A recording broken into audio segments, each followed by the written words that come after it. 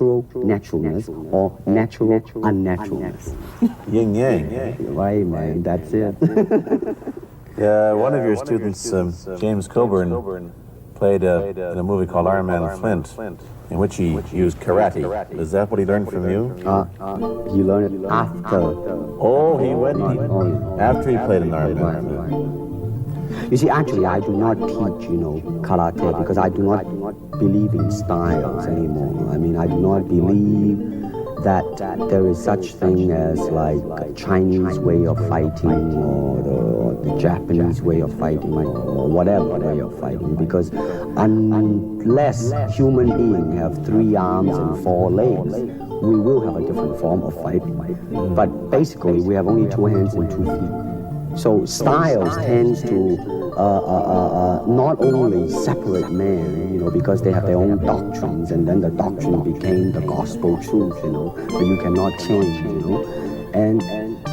But if you do not have style, you just say, well, here I am, as a human being. How can I express myself?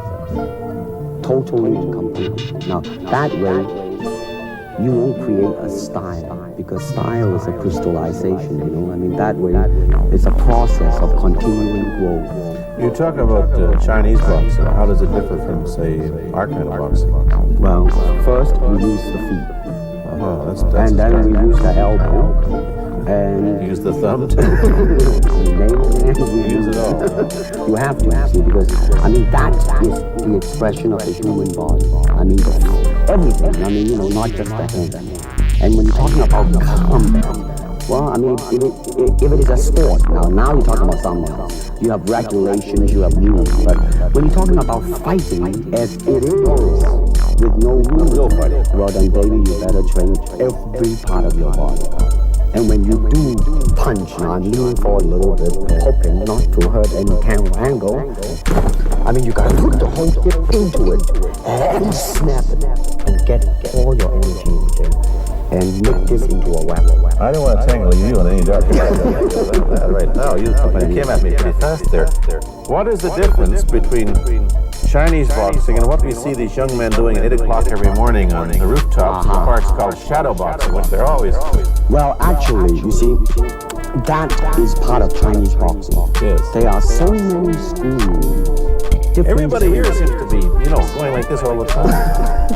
Well, that's good. I'm very glad. I'm very glad to see that, because at least somebody is caring for their own body, right? That's a good sign. Well, it's a kind of a slow form of exercise, which is called Hai Chi Chuan. I'm speaking Mandarin just now. Cantonese, Tai Chi Chuan. Okay?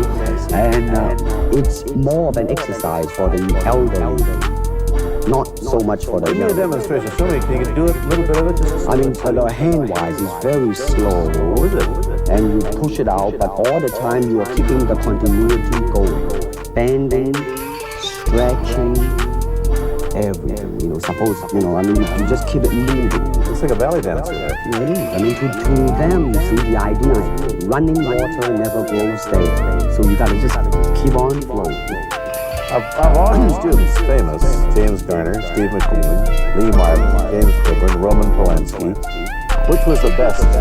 Who adapted best to this Oriental form of exercise and other things? Well, depending, okay? Now, as a fighter, Steve McQueen, now, he is good in that department because that son of a gun got the toughness in him. He would say, all right, baby, here I am, and he'll do it. Now, James Coburn is a peace-loving man. I met him. Right? You've met him. He's really nice. Super mellow and all that. Now, he appreciates the philosophical part of it. Therefore, his understanding of it is deeper than Steve. So it's really hard to say. You see what I'm saying now? I see. It's different. So that's, depending on what you see in it. Interesting. We don't, in our world, and haven't since the days of the Greeks who did, combine philosophy and art with sport. But quite clearly, the Oriental attitudes of the three are facets of the same things. Man, listen, you see, really, to me, okay, to me, ultimately, martial art means honestly expressing yourself. Now, it is very difficult to do. I mean, it is easy for me to put on a show and be cocky and be flooded with a cocky feeling and then feel like pretty cool and all that. Or I can make all kinds of phony things, you see what I mean? Blinded by it. Or I can show you some really fancy movement. But to express oneself honestly, not lying to oneself, and to express myself honestly, that, my friend, is very hard to do. And you have to train. You have to keep your reflexes so that when you want it, it's there. When you want to move, you're moving. And when you move, you are determined to move. Not taking 1 inch, not anything less than that. If I want to punch, I'm gonna do it, man, and I'm gonna do it. See? So that is the type of thing you have to train yourself into it, to become one with the. You think? Yeah, this is very un-Western, this attitude. I want to ask you about your movie and TV career, but first we'll take a break, and I'll be back with Bruce Lee. I've been talking to Bruce Lee mainly about the Chinese martial arts, which include things like Chinese boxing, karate, and judo, which is what he taught when he was in Hollywood. After he left the University of Washington, where he studied of all things philosophy, if you can believe that. He did, but that perhaps you understand why the two go together from the first half of this program. And you can perhaps understand how he got into films. He knew a lot of actors, but I'm told that you got the job on the Green Hornet, where you played Kato the chauffeur, mainly because you're the only Chinese-looking guy who could pronounce the name of the leading character, Britt Reed. I meant that as a joke, of course. And it's a heck of a name, man. I mean, every time I said it, at that time, I was super conscious. I mean, really, that's another interesting thing, huh? Let's say if you learn to speak Chinese. Yeah. And it's it's not difficult to learn and speak the word. The hard thing, the difficult thing, it's behind what is the meaning, what brought on the expression and feelings behind those words. Like when I first arrived in the United States, and I look at a Caucasian, and I really would not know whether he was putting me on, or is he really angry, because we have different way of reacting. See, those are the difficult things. You see? It's almost as if you came upon a strange race where a smile didn't mean what it does to us. In fact, a smile doesn't always mean the same, does it? Of course not. Yeah, it doesn't. Tell me about the big break when you played in Longstreet. I must tell the audience that Bruce Lee had a bit part or a supporting role in the Longstreet series, and this had an enormous effect on the audience. What was it? Well, you see, the title of that particular episode of Longstreet is called The Way of the Intercepting Fist. Now, I think the successful ingredient in it was because I was being Bruce Lee. Myself, right.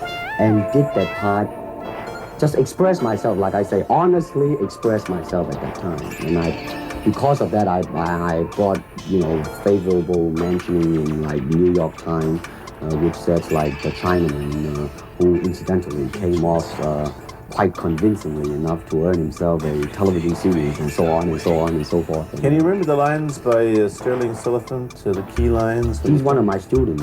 Was he too? Yes. Everybody was your student. But you read, there were some lines that expressed your philosophy. I don't know if you remember them, Rob. I remember. I said, this is what it is, okay? You're talking to Longstreet, played by James Francesco. I said, empty your mind. Be formless, shapeless, like water. Now you put water into a cup, it becomes the cup. You put water into a bottle, it becomes the bottle. You put it in a teapot, it becomes the teapot. Now water can flow or it can crash. Be water, my friend. Like that. I see. I get the idea. I get the power behind it.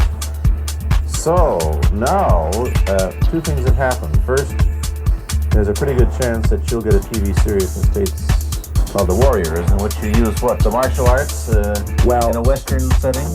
That was the original idea. Now, Paramount, I did Longstreet for Paramount. and Paramount wants me to be in a television series. On the other hand, Warner Brother wants me to be in another one. But both of them, I think, they want me to be in a modernized type of a thing. And they think that Western idea is out.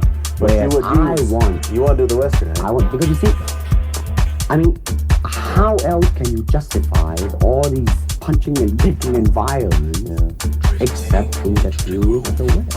I mean, in nowadays, I mean, you don't go around on the street kicking people or punching people. Because if you do, that's it. I mean, I don't care how good you are. You know? But this is true also of the Chinese dramas, which are mainly costume dramas. They're all full of blood and gore over here. Oh, you mean here? Yeah. Well, unfortunately, you see, I hope that the picture I am in would either explain why the violence was done, whether right or wrong or whatnot. But unfortunately, pictures, most of them here, are done mainly just for the sake of violence. You know what I mean? Like, you know, fighting for 30 minutes, get stabbed. But I'm fascinated. Let me give you your microphone back. I'm fascinated that you came back. I am a martial artist. You came back to Hong Kong. We're on the verge of success in Hollywood and full of it. And suddenly, on the strength of one picture, you become a superstar. Everybody knows you. You have to change your phone number. You get mobbed in the streets. Now, what are you going to do? Are you going to be able to live in both worlds? Are you going to be a superstar here, or one in the States, or both? Well, let me say this. First of all, the word superstar really turned me off, and I'll tell you why. Because the word star, man, is an illusion. It's something what the public calls you. You should look upon oneself as an actor. Man. I mean, you would be very pleased if somebody say, "Hey, man, you are a super actor." It is much better than superstar. Therefore, you've got to admit that you are a superstar. You're not gonna, if you're going to give me the truth. I am now. I'm honestly saying this. Okay, yes, I have been very successful. Okay, but I mean, I think the word star is I mean, I do not look upon myself as a star. I really don't. I mean, believe me, man, when I say it. I mean, I'm not saying it because what are you going to do? Let's get back to the question. Okay. Are you going to stay in Hong Kong and be famous? Or are you going to go to the United States and be famous? Or are you going to try and eat your cake and have it too? I am going to do both because, you see, I have already made up my mind that in the United States, I think something about the Oriental, the true Oriental should be shown. Hollywood sure as heck hasn't. You better believe it, man. I mean, it's always the pigtail and bouncing around chop, you know, with the eyes going and all that. And I think that's very, very out of... Is it true that you were the first job you had was being cast as Charlie Chan's number one? Yeah, number one son. No, they never made a movie. No. They were gonna make it into like a new Chinese James Bond type of thing. Now that, you know, the old man Chan is dead, Charlie is dead, and his son is carrying on. But they didn't do that. Yeah. Batman came along, you see, because, and then everything was started to be going into that, you know, that kind of a, which you were in. But, by the way, I did a really terrible job in there, I have to say. Really? You didn't like yourself? I didn't see it. Let me ask you, however, about the problems that you face as a Chinese hero in an American series. Have people come up in the industry and said, well, we don't know how the audience are going to take a non-American? Well, such questions have been raised. In fact, it is being discussed, and that is why the Warrior is not going to be on. I see. You see, because unfortunately, such things does exist in this world. You see, like I don't know, certain part of the country, right? Where they think that business-wise it's a risk, and I don't blame them. I mean, in the same way, it's like in Hong Kong, if a foreigner come and became a star, if I were the man with the money, I probably would have my own worry of whether or not the acceptance would be there. But that's all right, because if you honestly express yourself, it doesn't matter. Are you, how about the other side of the coin? Is it possible that you're fairly hip, and fairly Americanized. Are you too Western for Oriental audiences, do you think? Oh man, like how? I have been. Yeah. I have been criticized for that. You have, eh? Oh, Yeah, I yes, think definitely. Well, let me say this.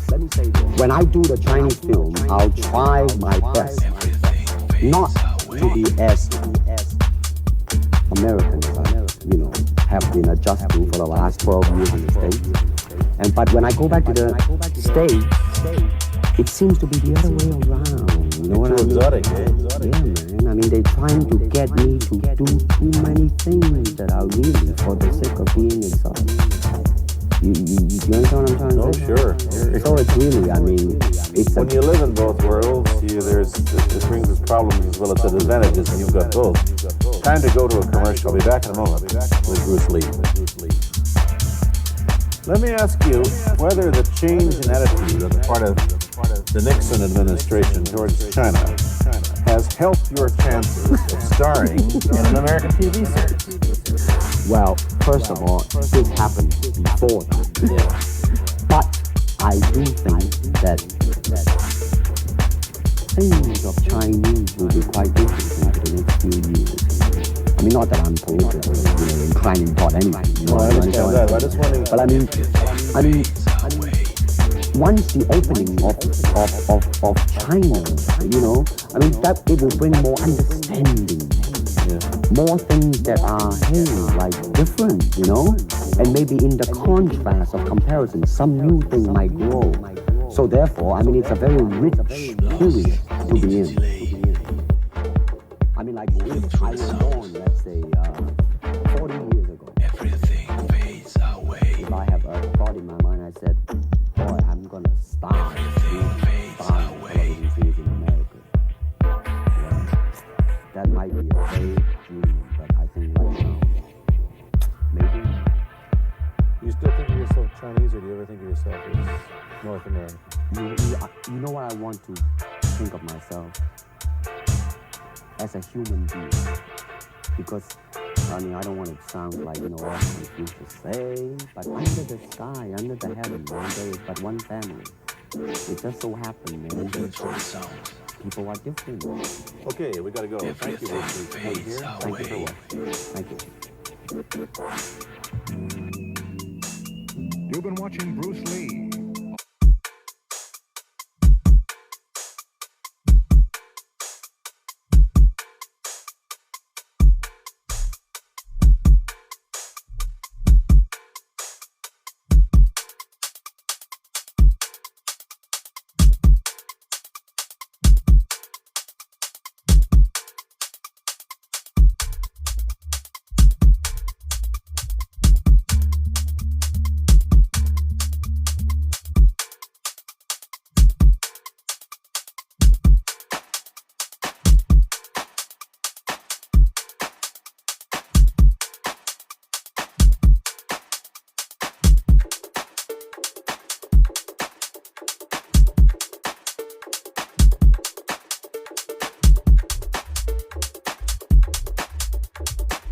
I mean, like, if I were born, let's say, 40 years ago, if I have a thought in my mind, I said, boy, I'm gonna star in a movie or star in a television series in America. Well, that might be a vague dream, but I think right now, maybe. You still think of yourself Chinese, or do you ever think of yourself as North American? You know what I want to think of myself? As a human being. Because, I mean, I don't want to sound like, as Confucius say, but under the sky, under the heaven, man, there is but one family. It just so happened, man, that people are different. Okay, we